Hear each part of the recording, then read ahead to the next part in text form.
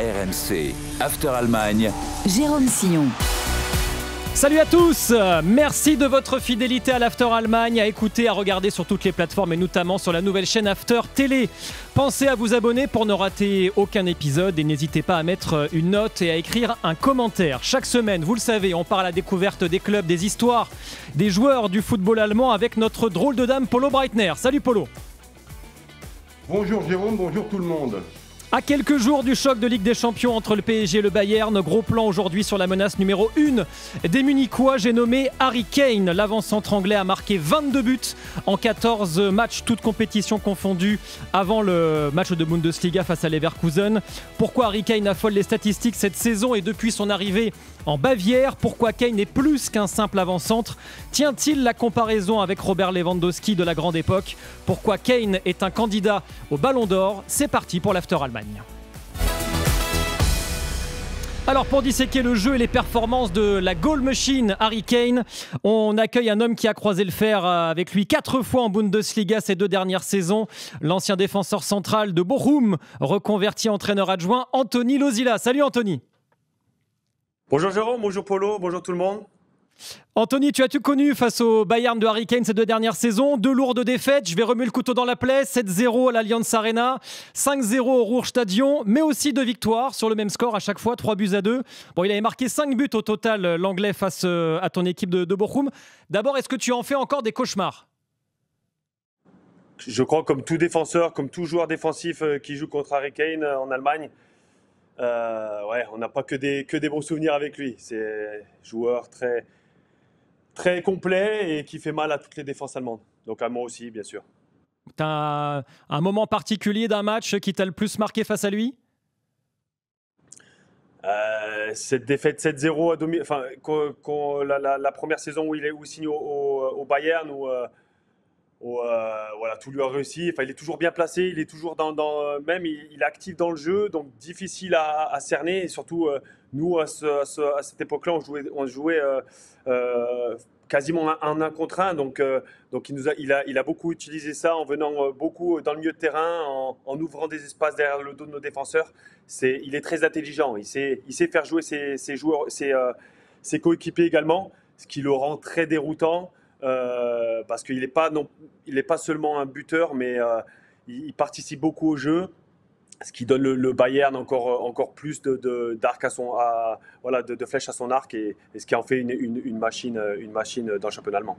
On voit que tu cherches un témoin en français, c'est parce que tu vis en Allemagne depuis de très longtemps maintenant. Exactement, depuis 13 ans et du coup, c'est pas souvent que je refais des interviews en français et par moments je cherche mes mots français, c'est bizarre, mais c'est comme ça. Ça vient en allemand et donc du coup ça vient dans le désordre évidemment parce que c'est pas la même façon de penser. On va pouvoir disséquer donc en longueur le jeu de Harry Kane. Kane, c'est donc 22 buts en 14 matchs, toutes compétitions confondues. L'attaquant munichois domine également logiquement le classement des meilleurs buteurs de Bundesliga cette saison avec 12 réalisations, loin devant Burkhardt, l'attaquant de Francfort qui a mis 6 buts cette saison, loin devant également Luis Diaz, Baumgartner de Leipzig, Aslani de Hoffenheim ou encore Uzun de Francfort qui comptent chacun 5 buts. Harry Kane, c'est 4 tirs sur 10 qui finissent au fond du filet. Personne ne fait mieux dans les 5 grands championnats européens, pas même Erling Haaland ou Kylian Mbappé. 41% donc de tirs convertis en but dans les 5 grands championnats européens cette saison pour Kane. C'est mieux que Erling Haaland qui lui convertit 3 tirs sur 10 ou Kylian Mbappé qui lui convertit seulement 2 tirs sur 10. Et puis en Bundesliga, l'efficacité de Kane est dingue également. On est à 1,61 buts par match, un ratio complètement fou. C'est mieux encore une fois que Erling Haaland et Mbappé qui tournent eux aussi à un peu plus de 1 but par match en championnat. Voilà donc 1,28 buts par match pour Erling Haaland, 1,13 buts par match pour Kylian Mbappé qui sont donc derrière Harry Kane. L'attaquant anglais n'a jamais paru aussi fort et lui-même l'a reconnu il y a quelques jours au micro de ITV. Je dirais que oui, les chiffres sont là, mais ce sont surtout mes sensations sur le terrain, ma vista, mes courses. Physiquement, je suis bien, espérons que ça continue. Polo, on va comparer tout à l'heure Harry Kane au grand Robert Lewandowski de la grande époque Bayern. Mais d'abord, à quel point son efficacité actuelle t'impressionne? Il a encore mis un doublé contre Cologne en Coupe d'Allemagne avec notamment un but du pied gauche incroyable. Mais Anthony a dit pour moi quelque chose de très important, c'est que lorsqu'on parle d'Harry Kane, on voit un buteur, mais c'est pas quelqu'un qui pèse forcément sur les défenses. C'est quelqu'un qui est très intelligent. C'est-à-dire que souvent, lorsqu'on interroge des défenseurs centraux, ils nous disent pas que c'est Harry Kane le plus impressionnant, qui les a fait le plus mal, sauf qu'il plante les buts tout le temps, parce qu'il se positionne d'une façon différente, parce qu'il fait jouer son équipe, parce qu'il est en ce moment dans une confiance extraordinaire. Tu as montré les différents buteurs de Bundesliga aussi.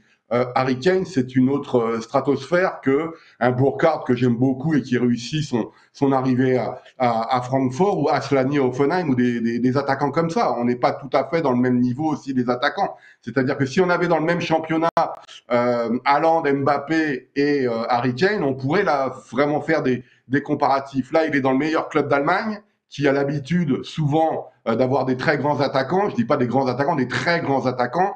C'est un peu la culture aussi, hein, la culture du neuf au Bayern Munich. Et là, on a Harry Kane qui arrive depuis 2023 et qui plante tout le temps. Moi, ce que je constate, c'est qu'il est dans la forme de sa vie. C'est-à-dire que faut pas tenter d'expliquer les statistiques. Faut essayer de comprendre pourquoi ce qu'il fait entraîne ces statistiques. Et moi, il y a un truc dans le foot qui est quand même le plus important. On n'a jamais réussi à me répondre lorsque j'ai interviewé des joueurs professionnels. C'est la question de la confiance. Je ne pense pas qu'il y ait eu un travail personnel, psychologique, qui fait que Harry Kane se retrouve en ce moment en train de faire les meilleures statistiques de sa vie. Il est formidable. Il est dans une période, tu ne sais pas pourquoi, ça rentre tout le temps. Par contre, ce qu'on oublie de dire, c'est que quand le Bayern est en difficulté, quel est le joueur, l'attaquant qui marque le premier but? C'est Harry Kane.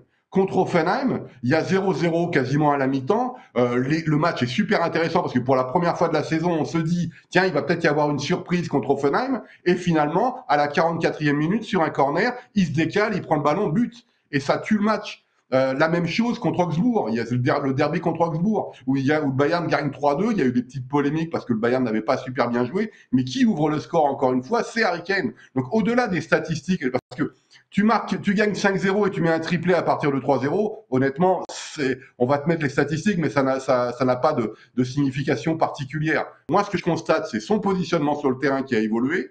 Alors qu'on me disait à l'époque, on pourrait pas faire jouer Lewandowski et Harry Kane. Ah bon? Et pourquoi on pourrait pas faire aujourd'hui faire jouer Lewandowski avec Harry Kane décalé? Il reçoit la majorité de ses ballons en dehors de la surface, alors que Lewandowski le retrouvait dans la surface. Moi, ce que je constate, c'est que l'embellie du Bayern en ce moment, qui écrase un peu tout en Bundesliga, qui a réussi sa rencontre contre Chelsea, qui était un vrai test, c'est Harry Kane.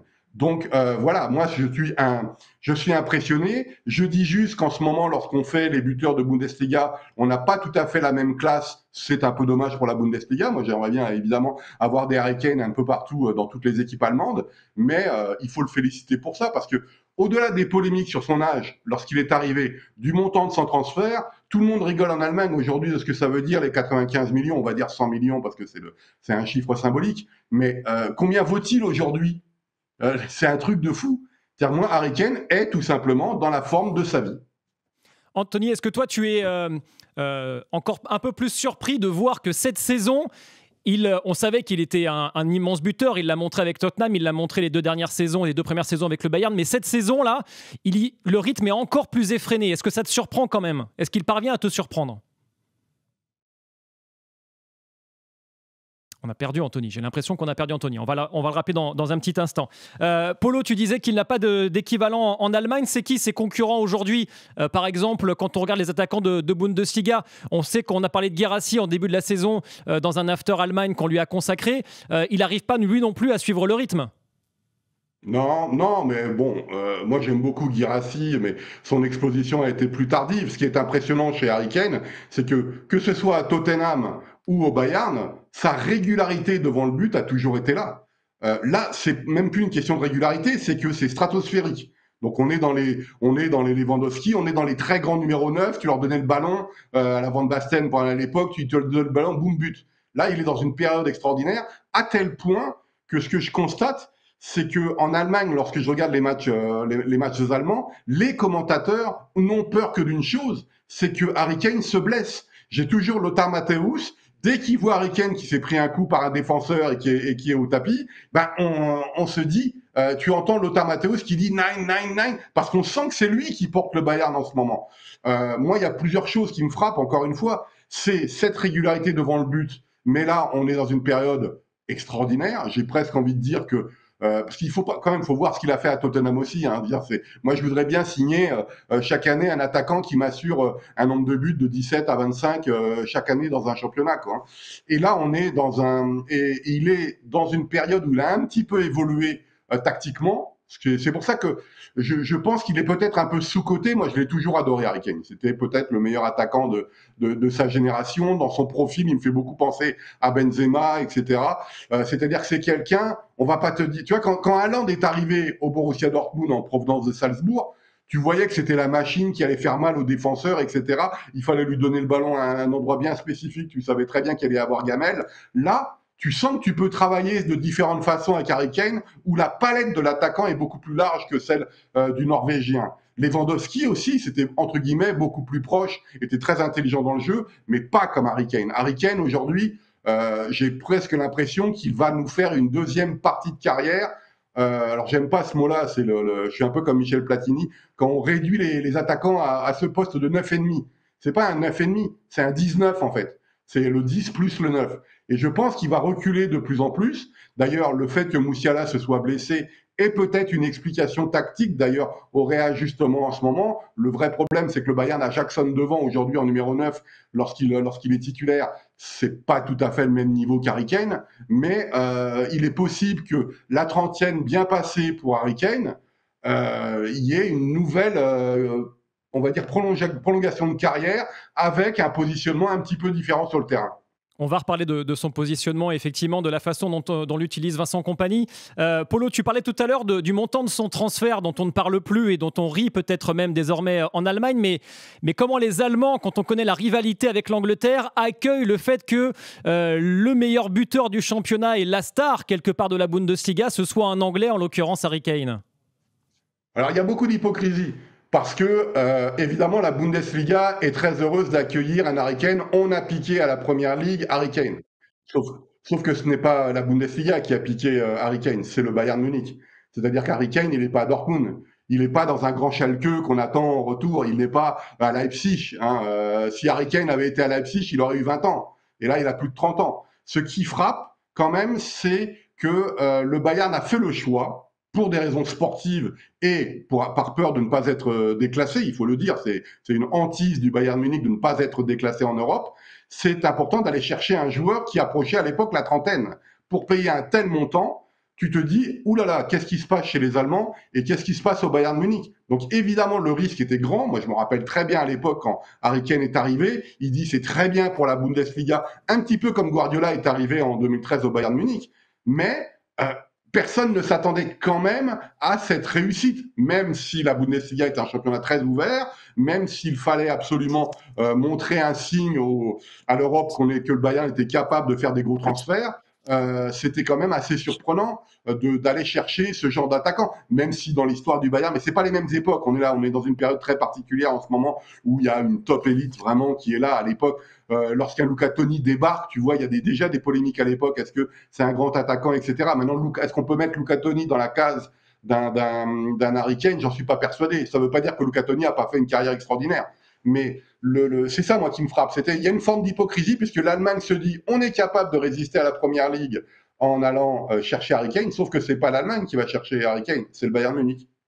Allez, on fait une petite pause dans l'After Allemagne. On revient dans quelques secondes, toujours pour parler d'Harry Kane avant ce PSG Bayern en Ligue des Champions. À tout de suite.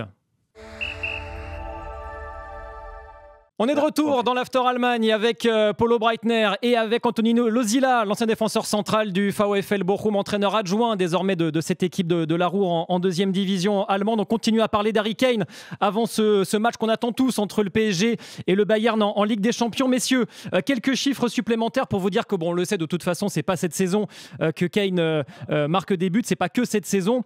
Depuis son arrivée en Bavière à l'été 2023, Kane a marqué déjà 74 buts en Bundesliga. Ça fait un but toutes les 80 minutes. En championnat, si on le compare, Mbappé, c'est un but toutes les 86 minutes. Haaland, un but toutes les 101 minutes avec Manchester City. Guirassy avec Dortmund, c'est un but toutes les 102 minutes. Donc personne ne fait mieux que Harry Kane avec donc ses 74 buts en Bundesliga. Un but toutes les 80 minutes. Toujours depuis l'été 2023, si on regarde désormais toutes compétitions confondues, personne n'a marqué plus de buts que Harry Kane dans les 5 grands championnats européens. Kane, c'est 107 buts en 110 matchs, donc depuis l'été 2023. Mbappé, c'est 104 buts en 120 matchs avec le PSG et le Real. Et sur la même période, Erling Haaland avec Manchester City a marqué 87 buts en 105 matchs. Si on regarde le nombre de matchs pour atteindre 100 buts au meilleur buteur du 21e siècle, là encore, Kane, c'est le meilleur. Il ne lui a fallu que 104 matchs avec le Bayern pour atteindre le total de 100 réalisations. Cristiano Ronaldo avec la Real Madrid avait dû attendre 105 matchs, tout comme Erling Haaland avec Manchester City. Ibrahimovic suit avec le Paris Saint-Germain. Et pourtant, on parle moins de Kane que de Haaland, de Mbappé, de Cristiano, d'Ibrahimovic. Polo a déjà répondu, mais Anthony, toi, est-ce que tu n'as pas l'impression finalement qu'il est sous-coté, Harry Kane ? Sous-coté, je ne sais pas. Je pense que c'est plutôt par rapport à la vision qu'on a du championnat allemand encore. Pour ce que c'est un championnat pour moi très attrayant, très fort avec des très bons joueurs, mais il n'est pas aussi bien vu que le championnat espagnol ou le championnat anglais. Et du coup, on voit Harry Kane plus comme voilà, un très bon attaquant, mais qui est dans un championnat moins relevé que les deux autres. Et du coup, ses performances sont peut-être vues à la baisse, on dirait. Après, il montre aussi en Champions League qu'il est aussi performant. Donc voilà, forcément ça change un peu l'opinion des gens, mais voilà, je pense que ça c'est plus par rapport au championnat dans lequel il joue qui fait que les gens le voient un peu moins bon que les deux autres. Alors, ce qui choque aussi, c'est la polyvalence de Harry Kane face au Borussia Dortmund lors du Classiqueur, mais pas que. Il évoluait meneur de jeu derrière Nicolas Jackson et ça lui avait plu, comme il l'avait confié chez nos confrères d'ESPN. Aujourd'hui, j'étais plus au milieu, numéro 6, numéro 8, numéro 10 et j'ai adoré. C'est une autre facette de mon jeu. Je sais que tout le monde a l'habitude de me voir jouer devant et marquer des buts, mais je sens que je peux apporter beaucoup plus. Aujourd'hui, c'était le parfait exemple. J'ai quand même réussi à inscrire mon nom au tableau d'affichage, ce qui est bien, mais il s'agissait plus de défendre, de tacler, de récupérer les deuxièmes ballons et de faire des passes en profondeur, et ça a plutôt bien fonctionné. Voilà donc ce que disait Harry Kane sur le rôle qui lui avait été confié. Anthony, toi, tu es surpris de le voir reculer sur le terrain ou finalement c'est une évolution un peu logique et c'est même peut-être là où il brille le plus ? Non, comme je le disais au début de l'émission, c'est là où il a encore fait évoluer son jeu. Il aime bien demander le ballon dans l'entrejeu pour pouvoir faire jouer ses partenaires. Et il peut quand même se projeter après avoir fait jouer ses partenaires vers l'avant et continuer à être dangereux parce qu'il marque toujours autant. Mais je trouve ça très intéressant parce que ça le rend encore plus imprévisible et ça donne une autre facette, voilà, une autre chose dans le jeu du Bayern. Je trouve ça apporte encore quelque chose de plus que ce que le Bayern n'avait pas avant. Et on le voit, ils sont intouchables cette saison parce que voilà, ça donne quelque chose de plus pour le Bayern. Polo, est-ce que Kane va jouer à ce poste-là, numéro 10 derrière Jackson contre le PSG ou plus vraisemblablement à son poste de prédilection avant-centre ? Tout dépendra de l'état de forme de Serge Gnabry. Gnabry est une des très bonnes nouvelles de la saison. Et ce qui est important, c'est que lui aussi, Gnabry peut prendre la profondeur, ce qui permet d'ailleurs à Harry Kane de jouer, entre guillemets, ce fameux poste de 9,5. Ce qui est intéressant toujours dans le football, c'est que les choix tactiques souvent sont faits par défaut. C'est-à-dire qu'on ne se poserait sûrement pas la question d'Harry Kane en numéro 10 si Musiala n'était pas blessé pendant une longue période.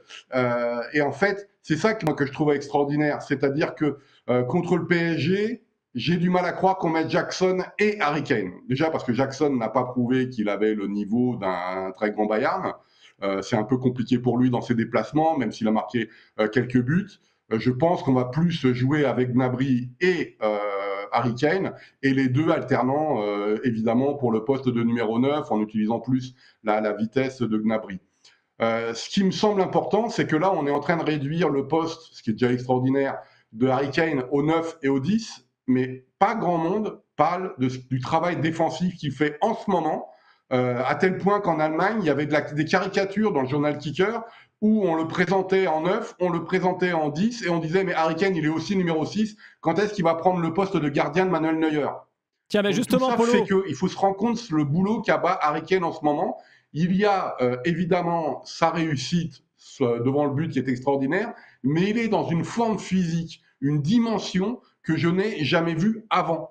C'est-à-dire que quand tu as un numéro 9, qui est un attaquant qui vient récupérer le ballon à 70 mètres devant ta défense, si tes coéquipiers ne sont pas motivés pour faire le boulot que fait Harry Kane, alors ton équipe ne sera jamais motivée. Moi, c'est ce qui me frappe, c'est-à-dire qu'il a une palette aujourd'hui. On ne va pas demander à Lewandowski d'aller défendre en numéro 6 devant la défense comme le fait Harry Kane en ce moment. Harry Kane, tu as l'impression qu'il n'y a pas de consigne, il le fait naturellement, il fait les efforts pour ses coéquipiers, qui, à mon avis, est l'une des grandes explications du Bayern qu'on a aujourd'hui, c'est-à-dire qu'il y a un grand champion qui mériterait un palmarès autre qu'il a en ce moment, et qui font que les gars se mettent au niveau d'un leader qui est en train, comme je dirais au cyclisme, il y a un leader qui fait le boulot et qui vient de filer un coup de main, et ben c'est à toi de bosser pour ton leader.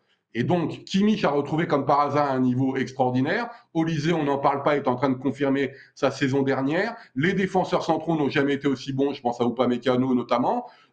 Luis Diaz, qui est un petit peu dans l'ombre d'Harry Kane en ce moment sur le côté gauche, eh ben, il a des statistiques aussi en 7 qui sont assez extraordinaires. Et ceux qui rentrent sur le terrain font le boulot parce qu'Harry Kane fait le boulot. Et moi, je trouve ça assez génial parce que l'ego, il est de côté, je travaille pour l'équipe et ça bénéficie à l'équipe.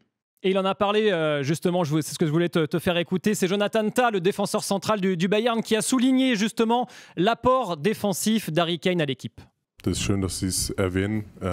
C'est bien de le mentionner, on n'en parle pas assez. Bien sûr, Harry marque des buts et de superbes buts, mais ce qui m'impressionne le plus et ce qui nous inspire sur le terrain, c'est sa façon de presser en 1 contre 1. Si son adversaire direct réalise une percée, il va le suivre et ne pas le lâcher. C'est quelque chose que tu ne peux pas vraiment apprendre, ça doit venir de toi. On essaie de le faire tous dans l'équipe, mais quand Harry le fait, ton meilleur buteur, ça te pousse, ça tire l'équipe vers le haut et ça fait de lui un joueur spécial. L'hommage de Jonathan Tah donc au travail défensif de Harry Kane. Alors la comparaison avec Robert Lewandowski, elle est inévitable. C'est l'un des plus grands buteurs de l'histoire du Bayern, le Polonais. Alors pour l'instant, on peut pas comparer encore parce que on peut pas comparer. On peut pas aller jusqu'au bout de la comparaison parce que Lewandowski a passé plus de temps sous le maillot du Bayern qu'Harry Kane. 375 matchs pour Lewandowski, 109 matchs pour Kane, 110 désormais, 107 buts pour Kane, 344 pour Lewandowski. Ça fait un but toutes les 85 minutes pour Harry Kane, un but toutes les 92 minutes pour Lewandowski, c'est quand même tout à fait, c'est quasiment l'équivalent. De toute façon, c'est un but par match. La vraie différence, Polo, c'est que Lewandowski incarne une époque où le Bayern a tout gagné, 19 trophées contre 2 seulement pour Kane, un titre de champion et puis une coupe... j'ai oublié, c'est une super coupe d'Allemagne, si je me trompe pas, mais il n'y a pas encore de Ligue des Champions, il n'y a pas encore cette emprise sur l'histoire du Bayern qu'a pu avoir le Bayern de Lewandowski. Oui, c'est toujours intéressant lorsqu'on revisite l'histoire et qu'on cherche à faire un petit peu d'historiographie, Lewandowski, que les gens préfèrent Kane par exemple individuellement à Lewandowski ou l'inverse, Lewandowski va représenter ce qu'on a appelé en Allemagne le Super Bayern. Aujourd'hui, est-ce que ce Bayern-là, version Harry Kane, est super, entre guillemets? Je n'en sais rien. On le verra après les rencontres contre le PSG, on le verra après les rencontres contre Arsenal en Ligue des Champions. Et donc, c'est vrai que pour raconter une épopée, c'est toujours délicat de sortir un seul joueur. Il faut qu'il y ait les titres à la fin. Et évidemment, tu sens qu'Harry Kane, à mon avis, est un petit peu en mission parce que les années passent, hein, ça n'a l'air de rien. Et là, je pensais à tes statistiques. Je dis si Harry Kane jouait plus de 300 matchs avec le Bayern, ça voudra dire qu'il arrive à 40 ans, ce qui serait extraordinaire, et évidemment. Mais c'est vrai que Lewandowski représente une période du Bayern avec évidemment Müller derrière lui, parce que c'est pareil, c'est toujours difficile de comparer Harry Kane avec Lewandowski si on ne pense pas à Müller qui était derrière, parce que le duo était extraordinaire, et même Lewandowski s'est réinventé un petit peu lorsque Müller était là. Donc c'est toujours délicat. Mais c'est vrai que pour penser cette période, il faudrait donc là je parle pour les supporters du Bayern Munich, que le Bayern aille chercher une Ligue des Champions 2026, mais ce ne serait sûrement pas considéré comme une épopée, comme une période de domination comme le Bayern a pu en avoir dans les années 70 ou à la fin des années 90, 2001, avec le titre en 2001. C'est que ce serait un côté, un peu comme en 2020, quelque chose de ponctuel. On domine en Bundesliga, ok, on réussit la Ligue des Champions, mais on ne domine pas une période en disant je suis au même niveau que le Bayern, que le Barcelone de Guardiola, je suis au même niveau que Manchester City version Guardiola, je suis au même niveau que le Real version Zidane avec ses titres. Ça serait peut-être ponctuel, où il faudrait le répéter l'année prochaine en ayant un Harry Kane qui a 1 an de plus. Et donc, je ne suis pas persuadé. En ce moment, c'est quand même passionnant ce qui se passe au Bayern. C'est qu'il y a 1 an, quasiment à la même période, personne n'est content. Personne n'est content parce que le Bayern a des échecs en Ligue des Champions. Rappelons-le, 4 défaites l'année dernière en Ligue des Champions, c'est beaucoup trop pour le standard du Bayern. Et cette année, avec quasiment la même équipe. Luis Diaz est arrivé, Jonathan Tah, ok. Mais le réveil d'un Goretzka, le réveil d'un Serge Gnabry qui a beaucoup moins de problèmes physiques. Enfin, c'est quand même une génération, et je parle spécifiquement des joueurs allemands, où on disait c'était fini, cette génération doit disparaître, où tous les mois on avait des joueurs qui étaient annoncés sur le départ. Or, Vincent Kompany et Harry Kane ont réussi à réveiller un Bayern Munich que l'on annonçait sur le déclin, ce qui pour moi est une énorme surprise en fait. Et en fait c'est ça moi qui me frappe, et il faudrait aller chercher évidemment la Ligue des Champions 2026, ça va pas être facile, mais c'est sûr qu'aujourd'hui, le Bayern fait partie des 3-4 meilleures équipes d'Europe et on a le droit de penser qu'ils sont dans le trio d'ailleurs. Anthony Lozila, tu as également affronté Robert Lewandowski, quelques tourments aussi au passage, je ne raconterai pas tout, mais bon, il y a eu quand même quelques buts encaissés par Bochum face à Lewandowski. Qu'est-ce qui, selon toi, différencie le plus Harry Kane de Robert Lewandowski et lequel est le plus fort à tes yeux ? Alors, comme disait Polo, c'est difficile de les comparer parce que pour moi, c'est deux joueurs un peu différents.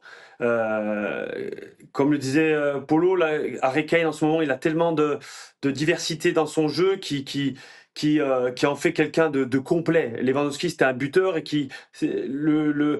le Bayern à cette époque-là jouait différemment. Je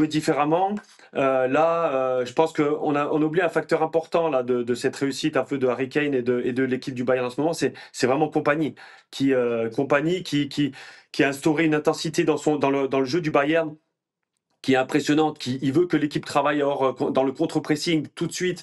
Et c'est ce que fait très bien Harry Kane et les autres joueurs offensifs, qui en fait une équipe très difficile à jouer parce que très peu de possession de balle pour les adversaires et qui mettent la pression tout de suite. Et du coup, à l'époque du Bayern de Lewandowski, ils avaient la maîtrise du ballon. Ils l'ont encore, mais Lewandowski était devant et puis il attendait un peu le ballon et puis voilà, il participait moins au jeu que